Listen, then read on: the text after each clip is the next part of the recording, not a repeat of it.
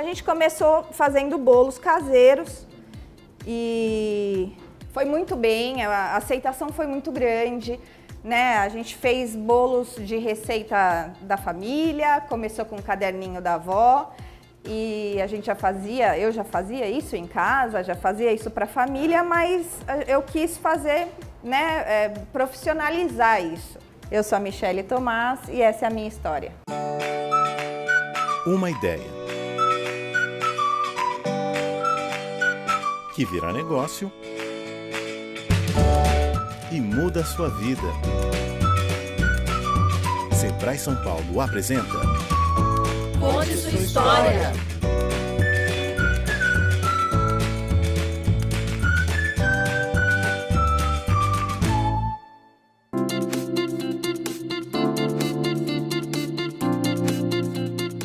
Então, a loja já faz 3 anos que a gente abriu, tá? Começou de uma ideia e de uma conversa sobre... Sempre foi um sonho ter um negócio próprio, né? E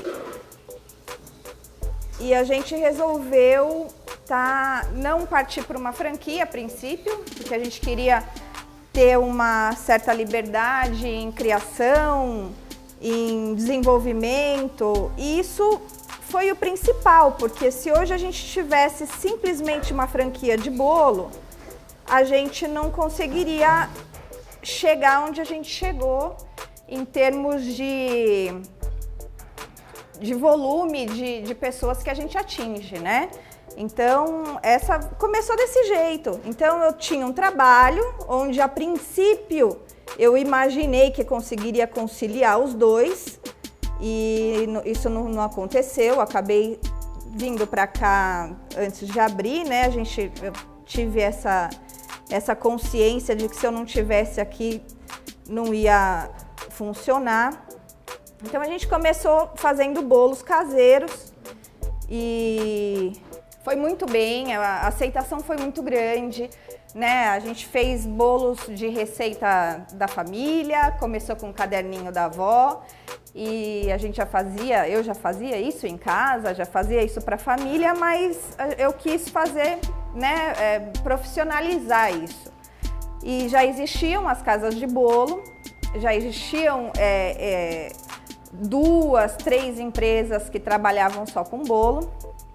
E eu resolvi abrir uma pensando nesse diferencial, em trabalhar com um produto de qualidade, em fazer realmente um bolo completamente caseiro. A gente não utiliza nenhum tipo de conservante, aromatizante, nada disso. E funcionou, deu muito certo. E a gente abriu a loja, primeiramente lá no espaço de baixo, foi a primeira coisa que a gente fez. Então a parte de baixo era dividido entre o balcão da recepção e o fundo onde tinha a cozinha. A gente percebeu que até a movimentação das ruas mudaram depois de que a loja abriu. Então hoje passa mais carro por aqui, segunda-feira é um dia que a gente não abre, todo mundo em volta fala: Michele, fica morto, porque todo mundo sabe que você não está aberto. Então isso é gratificante. Eu morava no Piquiri, eu vim para cá, para a freguesia do Ó, quando eu tinha 9 anos de idade e aqui sempre morei, né? Sempre.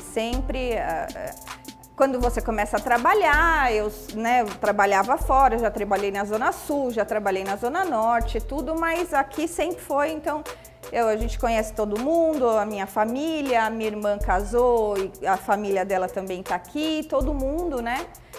Então, foi aqui que a gente escolheu, foi aqui que eu escolhi ter a loja, para não queria sair do bairro. Daí a gente começou a seguir um outro rumo com esses pedidos dos clientes, dos moradores, que foi a parte de pães.